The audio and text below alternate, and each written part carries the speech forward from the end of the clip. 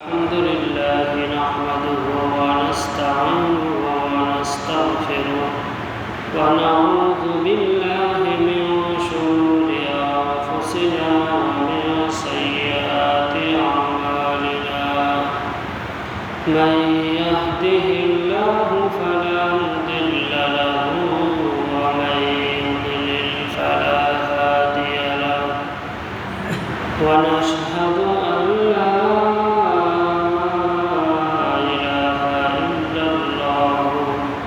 وحده لا شريك له ونشهد أن سيدنا وحبيبنا ومولانا محمد صلى الله عليه وعلى آله وأصحابه وبارك وسلم। সমস্ত প্রশংসা আল্লাহ রাব্বুল আলামিনের জন্য, যে মহান আল্লাহ রাব্বুল আলামিন আমাদেরকে সুস্থ রেখেছেন, ভালো রেখেছেন, জুমাতের মসজিদে আসার তৌফিক দান করেছেন। সেই জন্য মহান সত্তার দরবারে শুকরিয়া জ্ঞাপন করি, সকলেই বলে আলহামদুলিল্লাহ। দরুদ ও সালাম বর্ষিত হোক হযরত মুহাম্মদ মুস্তাফা সাল্লাল্লাহু আলাইহি ওয়াসাল্লামের উপর। সম্মানিত মুসল্লিগণ, মুহররম মাসের ফজিলত, আশুরার শিক্ষা ও আমাদের করণীয় কি। আমরা এখন হিজরি বছর প্রথম মাস মুহররম অবস্থান করছি। আরবি মাস প্রথম মাসের নাম কি? মুহররম মাস, ইংরেজিতে জানুয়ারি। আরবি মাস প্রথম মাস কি বললাম? মুহররম মাস। এটি ইসলামের 4টি সম্মানিত মাসের একটি। আল্লাহ তাআলা কোরআনে বলেন, আউযু বিল্লাহি মিনাশ শাইতানির রাজীম, বিসমিল্লাহির রাহমানির রাহিম, ইন্না ইদ্দাতাশ শুহুরি ইনদাল্লাহি 12 শাহরান ফি কিতাবিল্লাহি ইয়াওমা খালাকাস সামাওয়াতি ওয়াল আরদা মিনহা আরবাআতুন হুরুম। 12টি মাসের মধ্যে 4টি মাসের কথা সম্মানিত আমরা করেছেন, তার মধ্যে মুহররম মাস এটা একটি। আল্লাহর কাছে মাস 12টি, এর মধ্যে 4টি সম্মানিত মাস। মুহররম মাস আমাদের নতুন বছরের সূচনা করে। মুহররম মাস নতুন বছরের সূচনা করে, তাই এই মাস আমাদেরকে আত্মসমালোচনা করতে শেখায়। গত বছরে আমরা কি আমল করেছি। বছরের শুরুতে মানুষ হিসাব নিকাশ করে যে পুরা বছরে কত ইনকাম করলাম, কি ব্যবসা বাণিজ্য আমরা নতুন হাল খাতা দিয়ে অনেক কিছু করি। কিন্তু ইসলাম আমাদেরকে কি শিক্ষা দিতেছে? এই যে মুহররম আরবি নতুন মাস, এই মাসে সারা বছর আমরা কি আমল করেছি এটার একটা হিসাব আমাদের করা উচিত। কারো 60 বছর, কারো 70 বছর, কেউ 40 বছর পার হয়ে গিয়েছে আমাদের। আমরা অনেকেই বলতে পারবো না যে মুহররম মাসে আমাদের জীবনের একটি বছর আমরা হিসাব করে দেখেছি যে পূর্বের 1 বছর আমরা কি করলাম। আমাদের অনেকেই বলা সম্ভব নয়। এইভাবে মাসকে মাস, কারো 20 বছর 22 বছর বয়স হইতেছে আমাদের। তাই এই মাস আমাদেরকে শেখায় আত্মসমালোচনা করতে। গত বছর আমরা কি আমল করেছি, কত নামাজ আদায় করেছি, নামাজ কি করেছি না করিনি, না কাজা গিয়েছে, এগুলি যদি আমরা আত্মসমালোচনা করি তাহলে পিছনের সমালোচনা করলে সামনে আরও ভালো কিছু করার আগ্রহ পয়দা হয়। যে আমার একটা বছর গেল, কতদিন প্রতিদিন যে আমি ফজরের নামাজ পড়ি, এই যে একটা চিন্তা, ঘুমের আগে আমি চিন্তা করি বছরের শুরু, একটা বছর চলে গেল, আমি কি পুরো বছর জামাতের সহিত 5 ওয়াক্ত নামাজ পড়তে পারলাম কিনা, এটা একটা চিন্তা করে দেখি। তো যদি না করি তাহলে আমাদেরকে এই যে একটা আগ্রহ পয়দা হবে যে আমাকে পড়তে হবে নামাজ, আমাকে নামাজ পড়তে হবে। এইভাবে যদি নামাজ কাজা যায় থাকে, একদিন যাইতে যাইতে আমাদের মৃত্যু হয়ে যাবে। তো বেনামাজি হিসাবে বা নামাজের গাফলতি, এই যে একটা গাফলতি, এই অবস্থায় যদি আমাদের মৃত্যু হয়ে যায় কী হবে আমার? তো আত্মসমালোচনা শেখায় গত বছরে আমরা কি আমল করেছি, সেই আমলটা এই বছরের শুরুতে আমরা করতে পারি, চিন্তা থেকে হিসাব করতে পারি। কত গুনাহের কাজ করেছি, গুনাহের কোনো শেষ নাই। আমরা এমন এমন গুনাহের কাজে লিপ্ত হই যেগুলি মানুষ জানবে কীরকম শাস্তি দেবে, এলাকা থেকে বহিষ্কার করে দিতে পারে। আমরা গোপনে মানুষের সম্মুখে আমরা করতে পারি না সব কিছু, কিন্তু কে জানে? আল্লাহ জানে। আমরা যদি চিন্তা করি ঘুমের আগে বা চলতে ফিরতে যে একটা বছর চলে গেল, কি কি আমি গুনাহের কাজ করেছি, কত মানুষকে কষ্ট দিয়েছি, গালি দিয়েছি, বকা দিয়েছি, স্বামীকে, স্বামী স্ত্রীকে, সন্তানকে কি পরিমাণে আমরা কষ্ট দিয়েছি। এইভাবে যদি আমার জিন্দেগিটা চলতে থাকে তাহলে মৃত্যুর পর আমার কী অবস্থাটা হবে? আমার স্ত্রী আমাকে বলবে যে আমার স্বামী কি ছিল না, ভালো ছিল না, সে বকা দিতে, গালি দিতে, কষ্ট দিতে। এই যে আমি যদি সারা বছরের আত্মসমালোচনা করি বা পুরা লাইফে একটু খেয়াল করে দেখি কী গুনাহের কাজ করেছি, এই যে চিন্তা ফিকির করার মাধ্যমে অনুশোচনা আসবে, আমি আর গুনাহের কাজ করবো না। এরপরও যে গুনাহ হবে না এমন না, গুনাহ হবে। এই মেডিসিন দিয়ে আমরা তৈরি করেছি। গুনাহের আগ্রহ, ইচ্ছা এগুলি অন্তরের মধ্যে আসবেই। আর শয়তান খুব ভালো করেই জানে মানুষকে হতাশ করে না, যে আপনি তো গুনাহের কাজ করেছেন, আল্লাহকে আপনাকে জান্নাত দেবে, আল্লাহকে আপনার গুনাহ মাফ করবে। এই যে হতাশা, এই হতাশা সৃষ্টি করে নিয়ে সে ইবাদত করতে চায়, ইবাদতে মনোযোগ হারিয়ে ফেলে। এটা তার প্রধান লক্ষ্য। তো যত বড়ই গুনাহ করি না কেন, যত গুনাহের কাজেই লিপ্ত হই না কেন, যদি আমরা চোখের বাড়ি ফেলি, আত্মসমালোচনা করি, ফিরে আসি, আল্লাহ আমাদেরকে ক্ষমা করবেন। যত বড়ই গুনাহ করি না কেন, এর থেকে দয়াশীল, ক্ষমাশীল কে? আল্লাহ তাআলা। সুবহানাল্লাহ। এই জন্য গত এক বছরে কি আমরা গুনাহের কাজ করেছি, এগুলি ক্ষমা চাইব এবং তওবা করব, এবং সামনে আর গুনাহের কাজ করব না, এগুলি নিয়ত করতে হবে। আল্লাহর কাছে কতবার তওবা করেছি সারা বছর গেল, তওবা আমরা কিন্তু করি। অন্যায় করার পরে যে স্বীকার করে না, আল্লাহর কাছে সেই ব্যক্তির কোনো মূল্য নেই। আমরা এলাকার মধ্যে দেখি যদি কেউ অন্যায় কাজ করে থাকে আর যদি স্বীকার না করে, তাহলে আমরা স্বীকার করানোর জন্য কী পরিমাণ তাকে চাপ প্রয়োগ করি।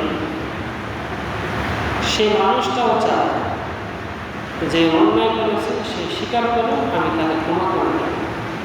দুইজনের মধ্যে গণ্ডগোল, শত্রুতা নেই, কোনো কথা কাটাকাটি, সেই ব্যক্তি চায় যে অন্যায় করেছে সে যেন কী করে, ক্ষমা চায়। মানুষ যদি এমন চায় তো আল্লাহকে চায় না? আল্লাহ তো গোপনে আমরা কী করেছি, কী করতেছি, সব জিনিস কিন্তু আল্লাহ দেখেন, জানেন, বোঝেন। কী কল্পনা করতেছি, মনের মধ্যে এমন কী চিন্তা হইতেছে আমার, সেটা আল্লাহ দেখতেছেন। সুবহানাল্লাহ। তো আল্লাহ যদি এত জানেন, এত কিছু, আমরা তো অস্বীকার করতে পারি না। তো আমরা কতবার আল্লাহর কাছে ক্ষমা চেয়েছি যে আল্লাহ আসলে আমাকে যেভাবে চলা উচিত ছিল সেভাবে চলতে পারিনি, আল্লাহ আমাকে ক্ষমা করে দিন, আমি ভালো হতে চাই। শয়তান আমাকে ওয়াসওয়াসা দেয়, আমি নামাজ পড়তে পারি না, আমি কোরআন পড়তে পারি না, আমি জিকির করতে পারি না। আল্লাহু আকবার। এই যে অনুশোচনা, ঠিক মতো ব্যবসা বাণিজ্য আমি করতেছি, যে নামাজের সময় ওই সময় একটা পরীক্ষা চলে আসছে, আমার এই পরীক্ষা, ওই সময় আমরা আপনি ডাকে আমি সারা দিতে পারি পরে করে না। এই যে এটা একটা গাফিলতি। মাঠে কাজ করতেছে, আজান দিয়েছে, সময় তো আছে, ওই সময় যদি মৃত্যু হয়ে যায়, আগে আমরা এই যে কত অবহেলায় আমাদের সময় চলে যায়, আমরা কিন্তু খেয়ালই করি না, তওবা করি না, ফিরে আসি না।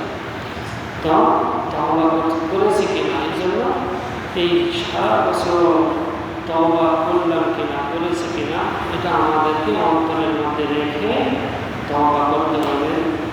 আজ থেকে নিয়ম করতে হবে, যখনই কোনো গুনাহ হয় যাবে সঙ্গে সঙ্গে তওবা, আস্তাগফিরুল্লাহ, আল্লাহ জীবনে কাজ করবে, তারপরেও হবে গুনাহ, যখনই কোনো গুনাহ হয় যাবে সঙ্গে সঙ্গে তওবা করবে।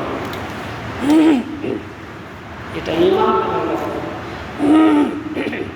যে ঈমানদার মুমিন বান্দা যখনই কোনো অন্যায় হয়ে যাবে সে তওবা করবে, ভুল স্বীকার করবে, মানুষকে দান করবে, নামাজ করবে, যে আমার এই গুনাহটা হয়ে গেল, আমি নামাজ পড়ব, 2 রাকাত নামাজ পড়ব, আল্লাহ আমি এই গুনাহের কাজ করেছি, আমি 10 টাকা মানুষকে দান করব, আর যেন গুনাহ না মানুষকে খাওয়া, যে এই গুনাহের কাজ আমার দ্বারা হয়ে গেছে, আল্লাহ আমি কাফারা স্বরূপ, এই গুনাহের কাফারা স্বরূপ মানুষকে আমি একবার খাওয়াবো। এই যদি চিন্তা থেকে অন্তরে লালন করতে থাকে, তাহলে আল্লাহ তাকে ক্ষমা অবশ্যই করবে। রাসূল সাল্লাল্লাহু আলাইহি ওয়াসাল্লাম বলেছেন, রমজানের পর সর্বোত্তম রোজা হল আল্লাহর মাস মুহররমের রোজা। রমজানের মাস আমরা জানি কত গুরুত্বপূর্ণ, ফরজ নফল আদায়, সুন্নত আদায় করে ফরজের সওয়াব আমরা পেয়ে থাকি। এই যে রমজানের পরে সর্বোত্তম রোজা হলো আল্লাহর মাস মুহররম মাস। এই যে মাস মুহররম, এই মাসে 9, 10 অথবা 10, 11 রোজা রাখতে হবে। সেই রোজা সর্বোত্তম বলেছেন রাসূল সাল্লাল্লাহু আলাইহি ওয়াসাল্লাম। তা আমরা নিয়ত করে ফেলি, এই যে কত গুনাহ হয়ে যাইতেছে, ইবাদত করার কোনো সুযোগ নেই আমাদের, ব্যস্ততা, এই যে কিছু কিছু মাস, কিছু কিছু সময়, কিছু কিছু দিন এমন আছে যেগুলি আমরা যদি আমল করি আল্লাহ আমাদের সওয়াবকে বাড়িয়ে দেবেন, আমলের মধ্যে অনেক কিছু যুক্ত করে দেবেন। তো মুহররমের 10 তারিখে আশুরা পালন হয়। এই দিনে আল্লাহ তাআলা মুসা আলাইহিস সালাম ও তার অনুসারীদেরকে ফিরআউনের অত্যাচার থেকে মুক্তি দিয়েছিলেন এই মাসে। তো এখান থেকে আমরা একটা শিখতে পারি যে মুসা আলাইহিস সালাম আল্লাহর নবী ছিলেন, ফিরআউন কি যে দাওয়াত দিয়েছে, কি পরিমাণ তার কাছে গিয়েছে, কিন্তু ফিরআউন কোনোভাবে সেই দাওয়াত গ্রহণ করে না।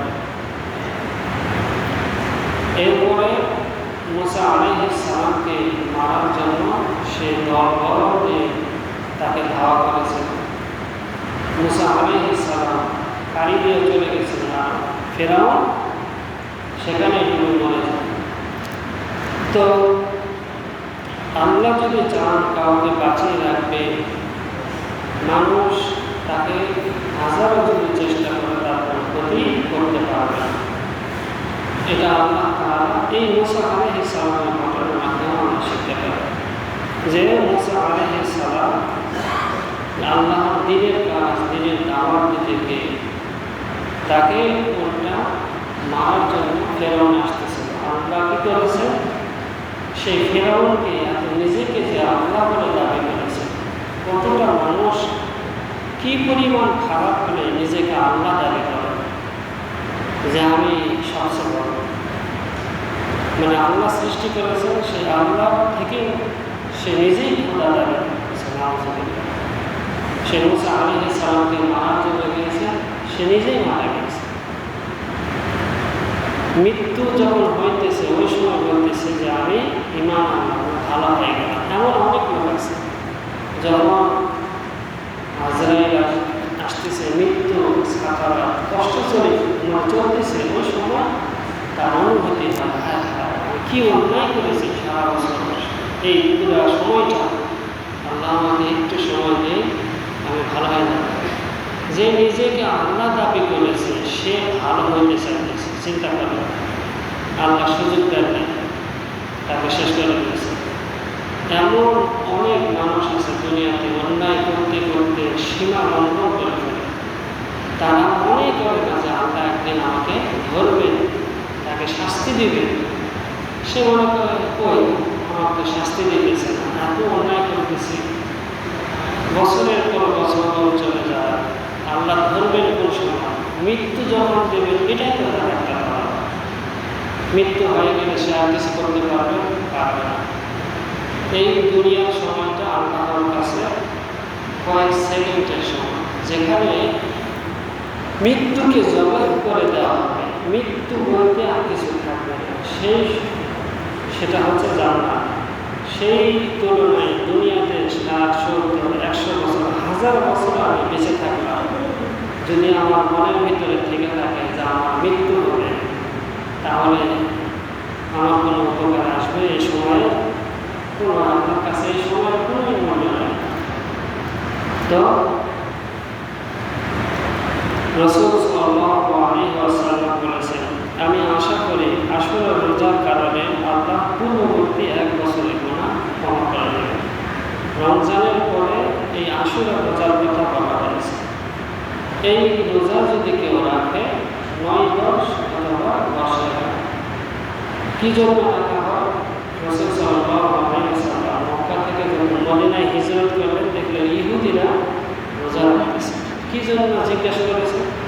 তারা বলতেছে যে মুসা তিনি নবী, তিনি মুক্তি পেয়েছিলেন, তার জাতি মুক্তি পেয়েছিলেন, এই জন্য তারা রোজা রাখে। তো রাসূল সাল্লাল্লাহু আলাইহি ওয়াসাল্লাম কি বলেছে যে সেই রোজাটা আমাদের মাথার বিষয়। আমরা তো মুসা আলাইহিস সালামকে নবী হিসাবে মানি, জানি এবং ফলো করি, নবীর ছিলেন। তো রাসূল সাল্লাল্লাহু আলাইহি ওয়াসাল্লাম মানে ইহুদি একটা করে রোজা রাখতো।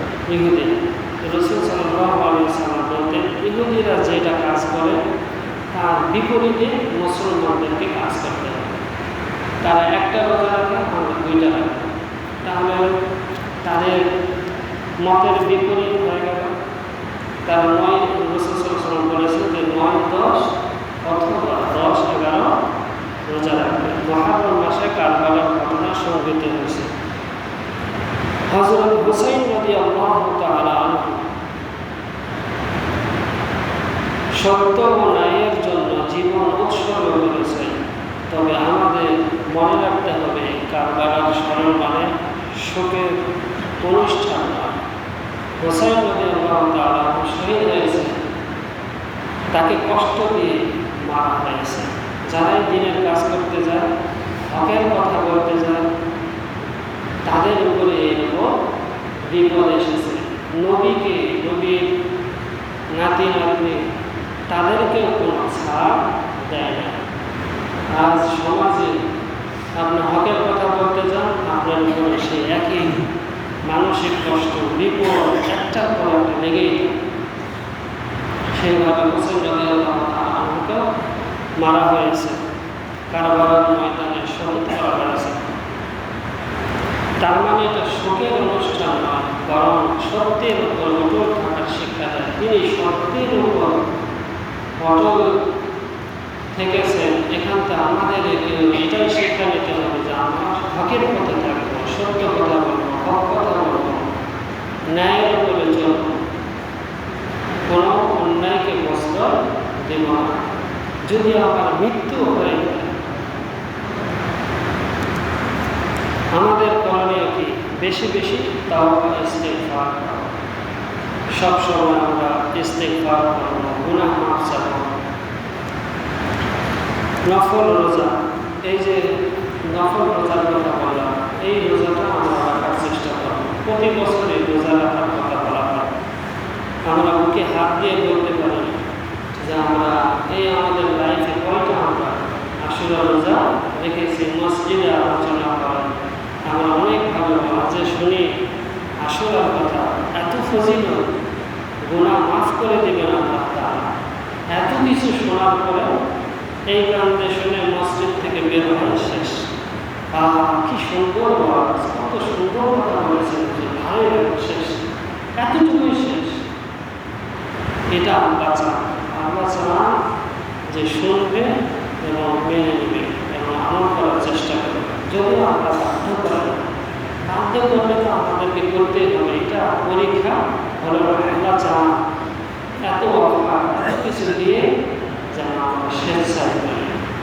এই অল্প সময় 60-70 বছর কোনো চাপ প্রয়োগ করবেন না। সব রাস্তা দেখে দেবেন, এটা করলে কী হবে, এটা করলে কী হবে, কোন দিনে ইবাদত করলে বেশি সওয়াব হবে, সব আমরা দেখবো, শুনবো, জানবো, তার মানে মানব না এমন লিখে মানতে হবে। আল্লাহ চান যে আমরা সকলেই আমরা সকলেই রোজা রাখার নিয়ম করবো, রাখবো তো ইনশাআল্লাহ। আল্লাহ সকলকে তৌফিক দান করেন। তো নফল রোজা রাখার চেষ্টা করব। আর নামাজের প্রতি যত্ন, নামাজের প্রতি আমরা শুনতেছি প্রতি সপ্তাহ, বছরের পর লাইফে কতবার শুনেছি নামাজের যত্ন নিতে হবে। নামাজের যত্ন মানে কি? মসজিদে আসলাম, নামাজ পড়লাম, চলে গেলাম, তা সময় মতো না, আজান হওয়ার সঙ্গে সঙ্গে মসজিদে আসার প্রস্তুতি নিতে হবে, চলে আসতে হবে। শুধু নামাজ পড়লাম, চলে গেলাম, রুকু সেজদা করলাম, এটা না। নামাজের আনুষঙ্গিক যা যা প্রয়োজন, সূরা কেরাত থেকে কোরআন বোঝা, সব কিছু আমাদের শিখতে হবে। মসজিদে আলোচনা হয়, সব কিছু হয়, কিন্তু কানতে শুনতেছি এইভাবে লাইন শেষ হয়ে যাচ্ছে। কত মানুষ দুনিয়া থেকে চলে যাচ্ছে, শুনতেছি আমরা। নামাজের প্রতি যত্ন শেষ, এতটুকুই শেষ। নামাজ পড়তেছি না, কারণ আমরা তো বাধ্য করেন, চাপ দিবেন না। চাপ দিলে তার পরীক্ষা থাকবে।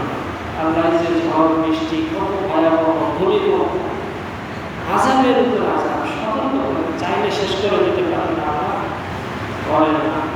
ক্ষমতা, এই দুনিয়ার সাময়িক সময়, এই দুনিয়া তো আর থাকবে না, সমান হয়ে যাবে। এই দুনিয়ার মনটা আমার কাছে কিছুই না। তো আল্লাহ চান যে আমরা সকলেই নামাজের প্রতি যত্নবান হই, গুনাহ থেকে দূরে থাকা।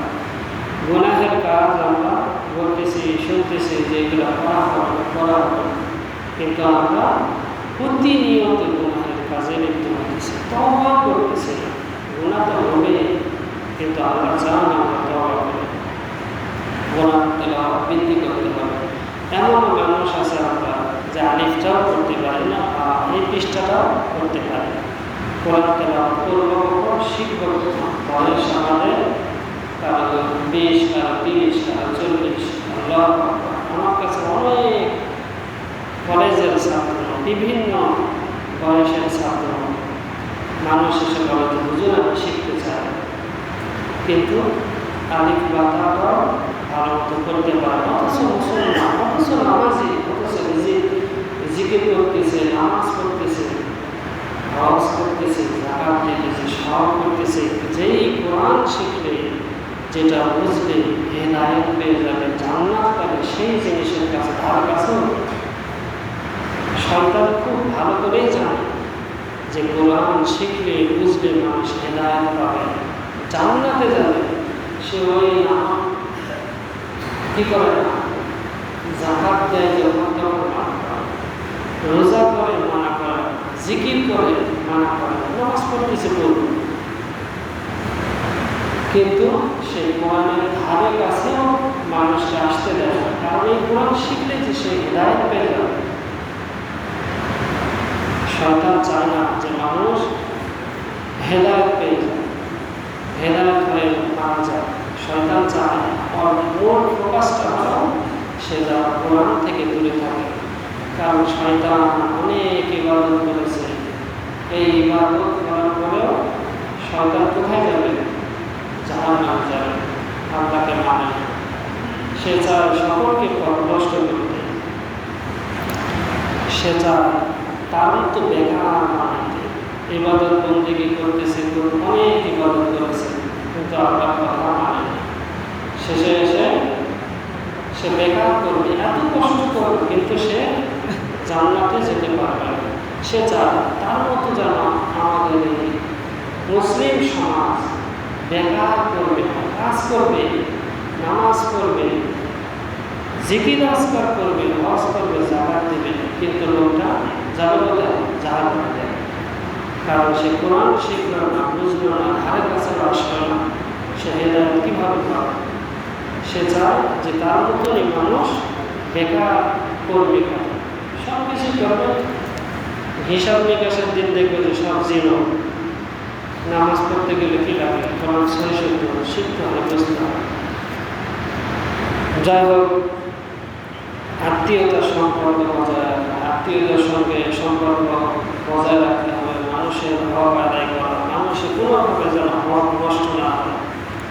তো নতুন হিজরি বছর শুরু হয়েছে, আমরা জানি না যে আগামী বছর পর্যন্ত বেঁচে থাকবো কিনা। গত বছর এখানে মাজিদ সাহেব নামাজ পড়েছে, আমাদের কিছুদিন আগে মারা গেল। আগামী বছর যে আমরা বেঁচে থাকবো তার কোনো গ্যারান্টি নেই। এই জন্য এই পুরা বছর, নতুন বছর শুরু, মুহররম মাস, রোজা রাখবো আমরা, এবং পুরা বছর আমরা কী করেছি, কী গুনাহ করেছি, কোন দিন নামাজ ত্যাগ করেছি, সব কিছু এগুলি ভালোভাবে হিসাব নিকাশ করে যদি কমতি থেকে থাকে ওগুলি আমরা বাড়িয়ে দেবো, ইবাদত বন্দেগী বাড়িয়ে দেবো, গুনাহ করে থাকলে গুনাহ মাফ চাবো। তাই আজ থেকে আল্লাহর দিকে ফিরে আসতে হবে, নামাজ ঠিক করতে হবে, গুনাহ ছেড়ে দিতে হবে, এবং আখিরাতের প্রস্তুতি আমাদেরকে আজ থেকেই গ্রহণ করতে হবে। আল্লাহ তাআলা আমাদেরকে মুহররম মাসের মর্যাদাকে রক্ষা করার তৌফিক দান করেন, আশুরার রোজা রাখা এবং নেক আমলে জীবন অতিবাহিত করার তৌফিক দান করেন। ওয়া আখিরু দাওয়ানা আলহামদুলিল্লাহি রাব্বিল আলামিন। আমরা যারা